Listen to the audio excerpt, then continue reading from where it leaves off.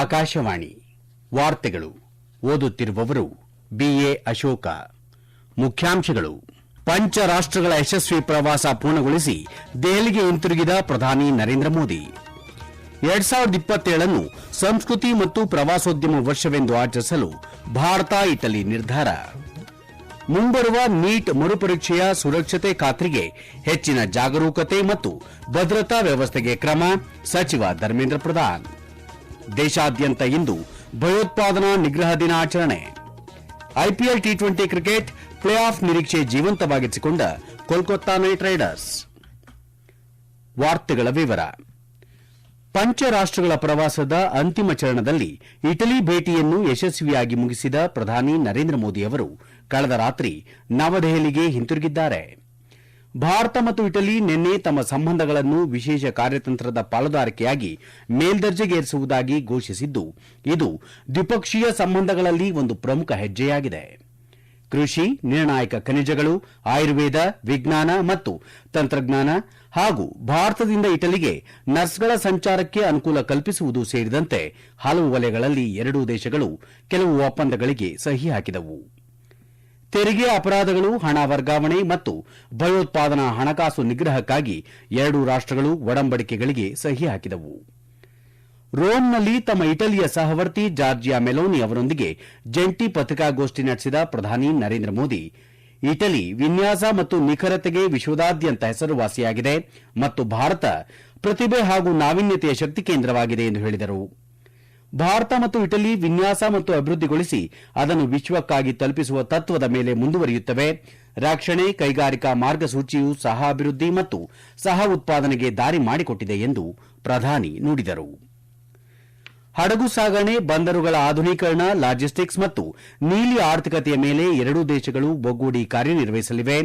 ಭಯೋತ್ಪಾದನೆಗೆ ಹಣಕಾಸು ಒದಗಿಸುವವರ ವಿರುದ್ಧ ಭಾರತ ಇಟಲಿಯ ಜಂಟಿ ಉಪಕ್ರಮವು ಇಡೀ ಪ್ರಪಂಚದ ಮುಂದೆ ಒಂದು ಪ್ರಮುಖ ಉದಾಹರಣೆ ಮಂಡಿಸಿದೆ ಎಂದು ನರೇಂದ್ರ ಮೋದಿ ಹೇಳಿದರು. ಉಕ್ರೇನ್, ಪಶ್ಚಿಮ ಏಷ್ಯಾ ಮತ್ತು ಇತರ ಸಂಘರ್ಷಗಳಿಗೆ ಸಂಬಂಧಿಸಿದಂತೆ ಎರಡೂ ರಾಷ್ಟಗಳು ನಿರಂತರ ಸಂಪರ್ಕದಲ್ಲಿವೆ. ಎಲ್ಲಾ ಸಮಸ್ಯೆಗಳನ್ನು ಮಾತುಕತೆ ಮತ್ತು ರಾಜತಾಂತ್ರಿಕತೆಯ ಮೂಲಕ ಪರಿಹರಿಸಬೇಕು ಎಂಬ ಭಾರತದ ನಿಲುವು ಸ್ಪಷ್ಟವಾಗಿದೆ ಎಂದು ಪ್ರಧಾನಿ ಅವರು ಸ್ಪಷ್ಟಪಡಿಸಿದರು.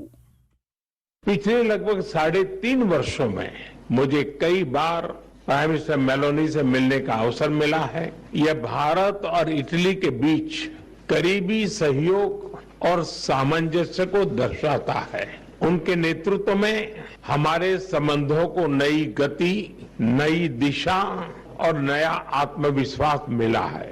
मुझे खुशी है कि हम अपने संबंधों को अपग्रेड करते हुए स्पेशल स्ट्रेटेजिक पार्टनरशिप की घोषणा कर रहे हैं. ಇಟಲಿಯ ಪ್ರಧಾನಿ ಜಾರ್ಜಿಯಾ ಮೆಲೋನಿ ಎರಡೂ ದೇಶಗಳ ನಡುವೆ ನಿರ್ಣಾಯಕ ಖನಿಜಗಳು, ಕೃಷಿ ಉದ್ಯಮ, ಕಡಲ ಸಾರಿಗೆ, ಪ್ರವಾಸೋದ್ಯಮ ಮತ್ತು ಸಂಸ್ಕೃತಿಯಲ್ಲಿ ಅಪಾರ ಅವಕಾಶಗಳಿವೆ ಎಂದು ಹೇಳಿದರು. ಇದೇ ವೇಳೆ ಇಟಲಿ ರೋಮ್ನ ಕೃಷಿ ಮತ್ತು ಆಹಾರ ಸಂಸ್ಥೆಯಲ್ಲಿ ಪ್ರಧಾನಮಂತ್ರಿ ನರೇಂದ್ರ ಮೋದಿ ಅವರಿಗೆ ಪ್ರತಿಷ್ಠಿತ ವಿಶ್ವಸಂಸ್ಥೆಯ ಅಗ್ರಿಕೋಲಾ ಪ್ರಶಸ್ತಿಯನ್ನು ನೀಡಿ ಗೌರವಿಸಲಾಯಿತು. ಭಾರತ ಮತ್ತು ಇಟಲಿ 2027 ಸಂಸ್ಕೃತಿ ಮತ್ತು ಪ್ರವಾಸೋದ್ಯಮ ವರ್ಷ ಎಂದು ಆಚರಿಸಲಿದ್ದು, ಎರಡೂ ಪ್ರಾಚೀನ ನಾಗರಿಕತೆಗಳ ನಡುವಿನ ಸಾಂಸ್ಕೃತಿಕ ವಿನಿಮಯವನ್ನು ಉತ್ತೇಜಿಸಲು ಮತ್ತು ಸಂವಾದವನ್ನು ಬಲಪಡಿಸಲು ಸಹಾಯ ಮಾಡುತ್ತದೆ ಎಂದು ಇಟಲಿ ಪ್ರಧಾನಿ ಜಾರ್ಜಿಯಾ ಮೆಲೋನಿ ಹೇಳಿದ್ದಾರೆ.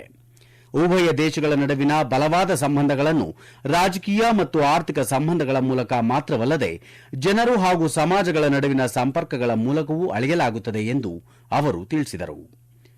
ನಿನ್ನೆ ರೋಮ್ನಲ್ಲಿ ಪ್ರಧಾನಿ ನರೇಂದ್ರ ಮೋದಿ ಅವರೊಂದಿಗೆ ಜಂಟಿ ಪತ್ರಿಕಾಗೋಷ್ಠಿಯನ್ನುದ್ದೇಶಿಸಿ ಮಾತನಾಡಿದ ಮೆಲೋನಿ, ಭಾರತ ಮಧ್ಯಪ್ರಾಚ್ಯ ಯುರೋಪ್ ಆರ್ಥಿಕ ಕಾರಿಡಾರ್ ಅನ್ನು ಮತ್ತಷ್ಟು ಬಲಪಡಿಸುವ ನಿಟ್ಟಿನಲ್ಲಿ ಭಾರತ ಹಾಗೂ ಇಟಲಿ ಕಾರ್ಯನಿರ್ವಹಿಸಲಿವೆ ಎಂದು ಹೇಳಿದರು.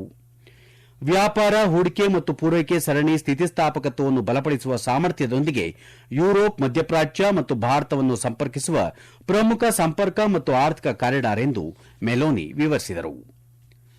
ಆಹಾರ ಮತ್ತು ಕೃಷಿ ಸಂಸ್ಥೆಯ ಪ್ರತಿಷ್ಠಿತ ಅಗ್ರಿಕೋಲಾ ಪದಕವನ್ನು ಪಡೆದ ಪ್ರಧಾನಿ ನರೇಂದ್ರ ಮೋದಿ ಅವರನ್ನು ಕೇಂದ್ರ ಗೃಹ ಸಚಿವ ಅಮಿತ್ ಶಾ ಅಭಿನಂದಿಸಿದ್ದಾರೆ. ಸಾಮಾಜಿಕ ಮಾಧ್ಯಮ ಪೋಸ್ಟ್ನಲ್ಲಿ ಅವರು, ಈ ಗೌರವ ಲಕ್ಷಾಂತರ ಭಾರತೀಯ ರೈತರು ಮತ್ತು ಕೃಷಿ ವಲಯಕ್ಕೆ ಸಂಬಂಧಿಸಿದ ಎಲ್ಲರಿಗೂ ಸಂದ ಗೌರವವಾಗಿದೆ. ಕೃಷಿ ಸುಧಾರಣೆಗಳು, ಆಹಾರ ಭದ್ರತೆ ಮತ್ತು ರೈತರ ಕಲ್ಯಾಣದ ಬಗ್ಗೆ ಪ್ರಧಾನಿ ಅವರ ಬದ್ದತೆಗೆ ಜಾಗತಿಕ ಮನ್ನಣೆಯನ್ನು ಈ ಪ್ರಶಸ್ತಿ ಪ್ರತಿಬಿಂಬಿಸುತ್ತದೆ ಎಂದು ಹೇಳಿದ್ದಾರೆ. ಈ ವಾರ್ತೆಗಳನ್ನು ಆಕಾಶವಾಣಿಯಿಂದ ಕೇಳುತ್ತಿದ್ದೀರಿ. ನಮ್ಮ ಎಲ್ಲಾ ರಾಷ್ಟ್ರೀಯ ವಾರ್ತೆಗಳು ಹಾಗೂ ಪ್ರದೇಶ ಸಮಾಚಾರ ಈಗ ಆಕಾಶವಾಣಿ ನ್ಯೂಸ್ ಕನ್ನಡ ಯೂಟ್ಯೂಬ್ ಚಾನೆಲ್ನಲ್ಲಿ ಲಭ್ಯ. ನಮ್ಮ ಎಕ್ಸ್ ಖಾತೆ ಮತ್ತು ಇನ್ಸ್ಟಾಗ್ರಾಂ ಖಾತೆ ಆಕಾಶವಾಣಿ ನ್ಯೂಸ್ ಕನ್ನಡ. ಹೆಚ್ಚಿನ ಮಾಹಿತಿಗಾಗಿ ನಮ್ಮ ಫೇಸ್ಬುಕ್ ಖಾತೆ ಎಐಆರ್ ಕನ್ನಡ ನ್ಯೂಸ್ ಅನುಸರಿಸಿ. ಮಾಹಿತಿಯ ಹೂರಣ ವಾರದ ಕಾರ್ಯಕ್ರಮ ಪ್ರಚಲಿತ ವಿದ್ಯಮಾನ ಪ್ರತಿ ಬುಧವಾರ 9:15ಕ್ಕೆ. ಕೇಂದ್ರ ಶಿಕ್ಷಣ ಸಚಿವ ಧರ್ಮೇಂದ್ರ ಪ್ರಧಾನ್ ನಿನ್ನೆ ಮೆಟಾ, ಗೂಗಲ್ ಮತ್ತು ಟೆಲಿಗ್ರಾಂ ಸೇರಿದಂತೆ ಪ್ರಮುಖ ಸಾಮಾಜಿಕ ಮಾಧ್ಯಮ ವೇದಿಕೆಗಳ ಪ್ರತಿನಿಧಿಗಳೊಂದಿಗೆ ಸಭೆ ನಡೆಸಿದರು. ಈ ವೇಳೆ ಅವರು ಸ್ಪರ್ಧಾತ್ಮಕ ಪರೀಕ್ಷೆಗಳಿಗೆ ಸಂಬಂಧಿಸಿದ ತಪ್ಪು ಮಾಹಿತಿ ಹರಡುವಿಕೆ, ವಿಶೇಷವಾಗಿ ಟೆಲಿಗ್ರಾಂ ಚಾನೆಲ್ಗಳು ಮತ್ತು ಅನಾಮಧೇಯ ಆನ್ಲೈನ್ ಗುಂಪುಗಳ ಬಗ್ಗೆ ಗಂಭೀರ ಕಳವಳ ವ್ಯಕ್ತಪಡಿಸಿದ್ದಾರೆ. ಜೂನ್ 21ರಂದು ನಡೆಯಲಿರುವ ನೀಟ್ ಯುಜಿ 2026ರ ಮರು ಪರೀಕ್ಷೆಗೆ ಮುಂಚಿತವಾಗಿ ಈ ಸಭೆ ನಿರ್ಣಾಯಕವಾಗಿತ್ತು.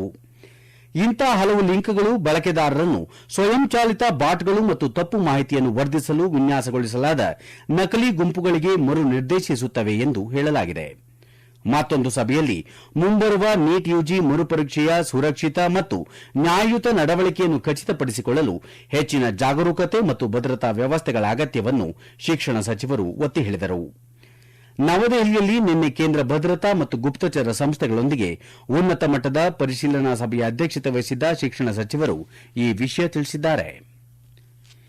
ದೇಶಾದ್ಯಂತ ಇಂದು ಭಯೋತ್ಪಾದನಾ ನಿಗ್ರಹ ದಿನವನ್ನು ಆಚರಿಸಲಾಗುತ್ತಿದೆ.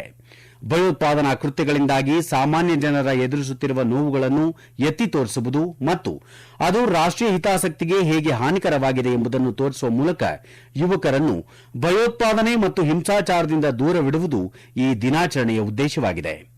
ಈ ದಿನವನ್ನು ಇತರ ಚಟುವಟಿಕೆಗಳ ಜೊತೆಗೆ ಭಯೋತ್ಪಾದನೆ ನಿಗ್ರಹದ ಪ್ರತಿಜ್ಞೆ ಸ್ವೀಕಾರ ಸಮಾರಂಭದ ಮೂಲಕ ಆಚರಿಸಲಾಗುವುದು. 1991ರ ಇದೇ ದಿನ ಮಾಜಿ ಪ್ರಧಾನಿ ರಾಜೀವ್ ಗಾಂಧಿ ಭಯೋತ್ಪಾದಕರ ಕುತಂತ್ರಕ್ಕೆ ಬಲಿಯಾಗಿದ್ದರು. ಹಾಗಾಗಿ ಪ್ರತಿ ವರ್ಷ ಈ ದಿನವನ್ನು ಭಯೋತ್ಪಾದನಾ ನಿಗ್ರಹ ದಿನವನ್ನಾಗಿ ಆಚರಿಸಲಾಗುತ್ತಿದೆ. ಪಶ್ಚಿಮ ಬಂಗಾಳದ ದಕ್ಷಿಣ 24 ಪರಗಣ ಜಿಲ್ಲೆಯ ಫಾಲ್ಟಾ ವಿಧಾನಸಭಾ ಕ್ಷೇತ್ರದಲ್ಲಿ ಇಂದು ಮರು ಮತದಾನ ನಡೆಯುತ್ತಿದೆ. ಮತದಾನ ಬೆಳಗ್ಗೆ 7 ಗಂಟೆಗೆ ಆರಂಭವಾಗಿದ್ದು ಸಂಜೆ 6 ಗಂಟೆಯವರೆಗೂ ನಡೆಯಲಿದೆ. ಇಬ್ಬರು ಪಕ್ಷೇತರರು ಸೇರಿದಂತೆ ಒಟ್ಟು 6 ಅಭ್ಯರ್ಥಿಗಳು ಕಣದಲ್ಲಿದ್ದಾರೆ. ತೃಣಮೂಲ ಕಾಂಗ್ರೆಸ್ ಅಭ್ಯರ್ಥಿ ಜಹಂಗೀರ್ ಖಾನ್ ತಾವು ಚುನಾವಣಾ ಸ್ಪರ್ಧಾ ಕಣದಲ್ಲಿ ಇರುವುದಿಲ್ಲವೆಂದು ಘೋಷಿಸಿದ್ದಾರೆ. ಆದರೆ ನಾಮಪತ್ರ ವಾಪಸ್ ಪಡೆಯುವ ಅವಧಿ ಮುಕ್ತಾಯಗೊಂಡಿರುವ ಕಾರಣ ಅವರ ಹೆಸರು ನಾಮಪತ್ರದಲ್ಲಿ ಇರಲಿದೆ. ಉಳಿದಂತೆ ಬಿಜೆಪಿಯ ದೇಬಂಗ್ ಪಾಂಡ, ಕಾಂಗ್ರೆಸ್ನ ಅಬ್ಬುರ್ ರಜಾಕ್ ಮೊಲ್ಲಾ ಮತ್ತು ಸಿಪಿಐಎಂನ ಶಂಭುನಾಥ್ ಕುರ್ಮಿ ಸ್ಪರ್ಧಾ ಕಣದಲ್ಲಿದ್ದಾರೆ. ಜಾಗತಿಕವಾಗಿ ಇಂದು ಅಂತಾರಾಷ್ಟೀಯ ಚಹಾ ದಿನವನ್ನು ಆಚರಿಸಲಾಗುತ್ತಿದೆ. ವಿಶ್ವಸಂಸ್ಥೆಯ ಆಹಾರ ಮತ್ತು ಕೃಷಿ ಸಂಸ್ಥೆ ಈ ದಿನವನ್ನು ಗುರುತಿಸಿದೆ. ಇದು ಚಹಾದ ಸಾಂಸ್ಕೃತಿಕ ಪರಂಪರೆ, ಆರೋಗ್ಯ ಪ್ರಯೋಜನಗಳು ಮತ್ತು ಆರ್ಥಿಕ ಮಹತ್ವವನ್ನು ಸಾರಲು ಒಂದು ಅವಕಾಶವಾಗಿದೆ. ಈ ವರ್ಷದ ಘೋಷವಾಕ್ಯ ಚಹಾವನ್ನು ಉಳಿಸಿಕೊಳ್ಳುವುದು, ಸಮುದಾಯಗಳನ್ನು ಬೆಂಬಲಿಸುವುದು ಎಂಬುದಾಗಿದೆ. ಮುಂಬೈನ ಈಡನ್ ಗಾರ್ಡನ್ನಲ್ಲಿ ನಿನ್ನೆ ರಾತ್ರಿ ನಡೆದ ಐಪಿಎಲ್ ಕ್ರಿಕೆಟ್ನಲ್ಲಿ ಕೋಲ್ಕತ್ತಾ ನೈಟ್ ರೈಡರ್ಸ್ ತಂಡ ಮುಂಬೈ ಇಂಡಿಯನ್ಸ್ ಅನ್ನು 4 ವಿಕೆಟ್ಗಳಿಂದ ಸೋಲಿಸಿ ಪ್ಲೇ ಆಫ್ ನಿರೀಕ್ಷೆಯನ್ನು ಜೀವಂತವಾಗಿಸಿಕೊಂಡಿದೆ. ಮಳೆಯಿಂದ ಬಾಧಿತ ಪಂದ್ಯದಲ್ಲಿ 148 ರನ್ಗಳ ಗುರಿ ಬೆನ್ನಟ್ಟಿದ ಕೋಲ್ಕತ್ತಾ ನೈಟ್ ರೈಡರ್ಸ್ ತಂಡ 4 ವಿಕೆಟ್ಗಳು ಮತ್ತು 7 ಎಸೆತಗಳು ಬಾಕಿ ಇರುವಂತೆಯೇ ಗೆಲುವಿನ ಗುರಿ ತಲುಪಿತು. ಮನೀಶ್ ಪಾಂಡೆ 45 ರನ್ಗಳ ಗರಿಷ್ಠ ಮೊತ್ತ ಗಳಿಸಿದರೆ ರೋಮನ್ ಪೋವೆಲ್ 40 ರನ್ಗಳ ಕೊಡುಗೆ ನೀಡಿದರು. ಮನೀಶ್ ಪಾಂಡೆ ಪಂದ್ಯಶ್ರೇಷ್ಠ ಪ್ರಶಸ್ತಿಗೆ ಭಾಜನರಾದರು. ಮುಂಬೈ ಇಂಡಿಯನ್ಸ್ ಪರ ಕಾರ್ಬಿಕ್ ಬಾಷ್ 3 ವಿಕೆಟ್ ಕಬಳಿಸಿದರು. ಇಂದು ಅಹಮದಾಬಾದ್ನ ನರೇಂದ್ರ ಮೋದಿ ಕ್ರೀಡಾಂಗಣದಲ್ಲಿ ನಡೆಯಲಿರುವ ಪಂದ್ಯದಲ್ಲಿ Gujarat Titans Chennai super Kings ಮುಖಾಮುಖಿಯಾಗಲಿವೆ. ಪಂದ್ಯ ಸಂಜೆ 7:30ಕ್ಕೆ ಆರಂಭವಾಗಲಿದೆ. ಕೊನೆಯಲ್ಲಿ ಮತ್ತೊಮ್ಮೆ ಮುಖ್ಯಾಂಶಗಳು.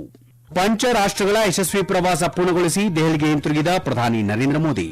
2027 ಸಂಸ್ಕೃತಿ ಮತ್ತು ಪ್ರವಾಸೋದ್ಯಮ ವರ್ಷವೆಂದು ಆಚರಿಸಲು ಭಾರತ ಇಟಲಿ ನಿರ್ಧಾರ. ಮುಂಬರುವ ನೀಟ್ ಮರುಪರೀಕ್ಷೆಯ ಸುರಕ್ಷತೆ ಖಾತ್ರಿಗೆ ಹೆಚ್ಚಿನ ಜಾಗರೂಕತೆ ಮತ್ತು ಭದ್ರತಾ ವ್ಯವಸ್ಥೆಗೆ ಕ್ರಮ, ಸಚಿವ ಧರ್ಮೇಂದ್ರ ಪ್ರಧಾನ್. ದೇಶಾದ್ಯಂತ ಇಂದು ಭಯೋತ್ಪಾದನಾ ನಿಗ್ರಹ ದಿನ ಆಚರಣೆ. IPL T20 cricket play of ನಿರೀಕ್ಷೆ ಜೀವಂತವಾಗಿಸಿಕೊಂಡ ಕೋಲ್ಕತ್ತಾ ನೈಟ್ ರೈಡರ್ಸ್. ಇಲ್ಲಿಗೆ ವಾರ್ತಾ ಪ್ರಸಾರ ಮುಕ್ತಾಯವಾಯಿತು. ನಮ್ಮ ಮುಂದಿನ ವಾರ್ತಾ ಪ್ರಸಾರ ಮಧ್ಯಾಹ್ನ 12 ಗಂಟೆಗೆ.